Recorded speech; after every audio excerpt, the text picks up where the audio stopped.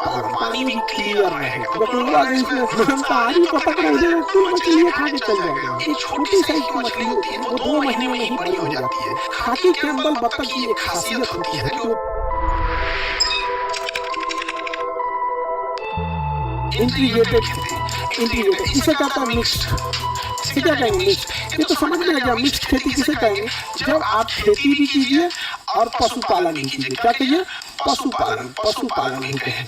लेकिन ये क्या होता है? समेकित कृषि या खेती के साथ साथ ये एक एडवांस टेक्नोलॉजी है। एडवांस टेक्नोलॉजी के तहत एक का वेस्ट पदार्थ दूसरे के लिए भोजन बन जाता है।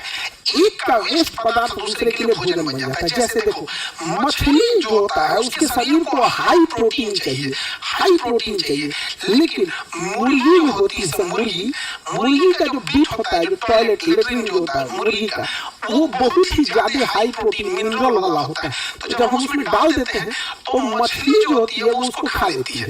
मछली क्या कर देती है? खा जाती है।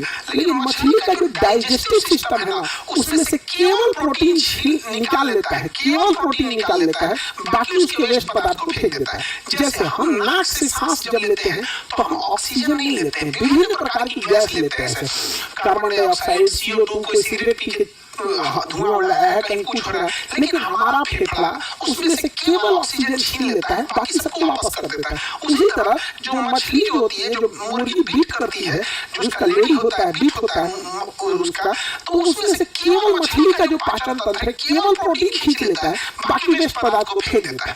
तो समेकित कृषि ऐसे ही होती है। जैसे आप देखिए, यहाँ पर हम समेकित खेती में क्या कर सकते हैं? मुर्गी पालन। कौन सा? मुर्गी, बत्तख, मछली। अब समझो क्या है, ध्यान से समझो। मुर्गी के साथ बत्तख या मुर्गी पाल लीजिए, उसके साथ क्या पाल लीजिए? मछली। अब जैसे ये तालाब है, ध्यान से समझो, ये तालाब हो गया। ये क्या हो गया? तालाब।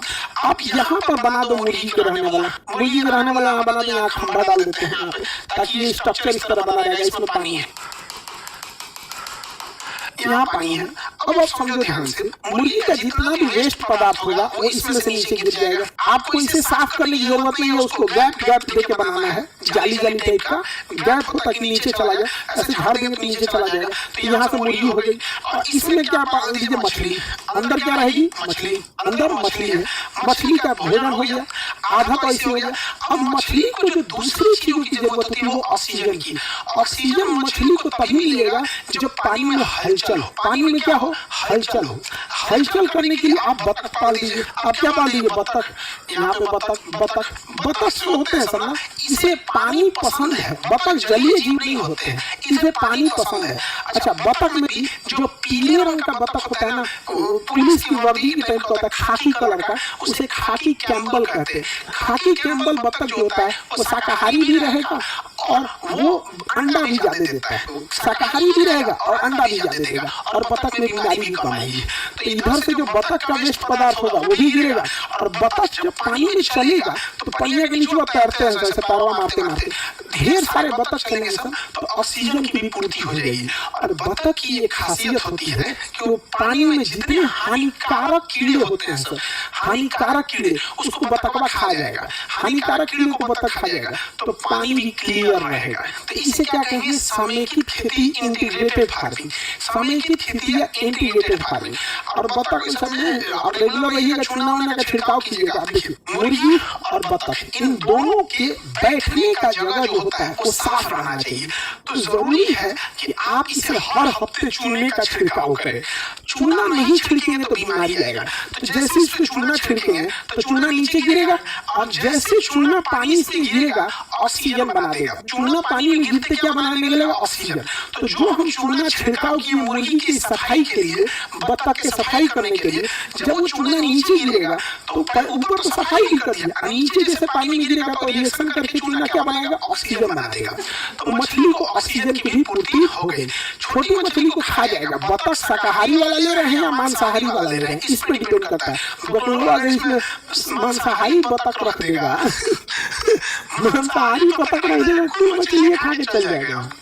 नहीं समझे, आगे बढ़े। उसी को क्या कहते हैं, समेकित खेती। अब देखो मछली जो होती है, मछली को तालाब का ढाल तिरछा चाहिए होता है, तो इसलिए तालाब का ढाल जब तिरछा बनाएंगे तो मछली के लिए अच्छा होता है।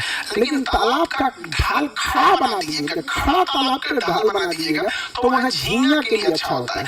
तो चारों कोना जो रहेगा उसमें एक कोना का ढाल एकदम खड़ा बना दीजिए, उधर झींगा पाल दीजिए, खत्म कहानी, हो गया झींगा। अन्य कीजिएगा। तो इसी को क्या कहते हैं, समेकित खेती, इंटीग्रेटेड फार्मिंग कहेंगे। क्या कहेंगे, इंटीग्रेटेड फार्मिंग। ये जो तालाब है, ये तालाब के पास पानी रहेगा कि नहीं रहेगा, तालाब के पास पानी रहेगा तो इसके साइड में आप केला का पेड़ बो सकते हैं। क्या बो सकते हैं, केला का पेड़, क्योंकि केला को बहुत ज्यादा पानी चाहिए। केला को क्या चाहिए, बहुत ज्यादा पानी चाहिए। हो गया, केला के पेड़ को बहुत ज्यादा पानी चाहिए, तो साइड में आप क्या बो दीजिएगा, केला का पेड़ बो दीजिए। हो गया। इससे फायदा क्या होगा कि अगर आपके खेत में, आपके तालाब में कोई जलन से जहर फेंक दिया ना, तो मछली के मरने की संभावना फिक्स है कि मर जाएगी।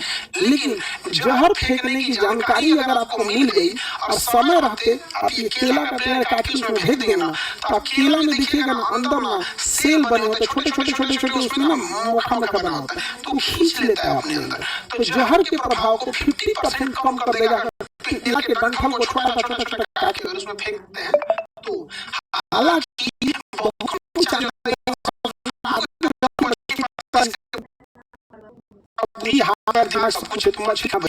यही सब चीजें ना गांव में सबसे खराब लगती है, सबसे खराब लगती है। सर राजस्थान में ये नहीं हो सकता है, बिल्कुल हो सकता है राजस्थान में, बशर्ते, सुनिए ध्यान से, राजस्थान में करने के लिए तालाब जब आप खोदिएगा, तो जब आप तालाब खोदिएगा ना राजस्थान में, तो तालाब के नीचे प्लास्टिक बिछाइएगा, मोटा प्लास्टिक बिछाना पड़ेगा आपको तालाब के नीचे, ताकि पानी नीचे ना जा सके।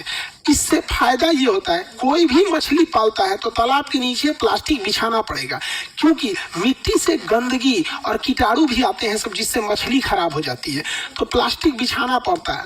तो राजस्थान में भी बिछाएंगे, और इवन अगर आपको मछली पालन करना है तो उसमें भी डालना पड़ेगा, उसका एक अलग प्लास्टिक है, तालाब के लिए अलग जियो फाइबर आता है, उसका अलग नाम होता है, समझ में गया। तो राजस्थान में भी कर सकते हैं ये चीजें। तो इंटीग्रेटेड फार्मिंग। अब जैसे धान का खेत है, जब धान बड़ा हो जाए, 1-1.5 महीने का धान हो जाए, मजबूत हो जाए, तो धान के खेत में आप बतख छोड़ दीजिए। धान के खेत में आप क्या छोड़ सकते हैं, बतख छोड़ सकते हैं। तो धान के जितने कीटाणु होंगे, कीड़े मकोड़े, बतखवा खा जाएगा। उसमें आप छोटी वाली मछली छोड़ देंगे, समय बड़ी होती है, छोटी सी मछली है, वो 2 महीने में ही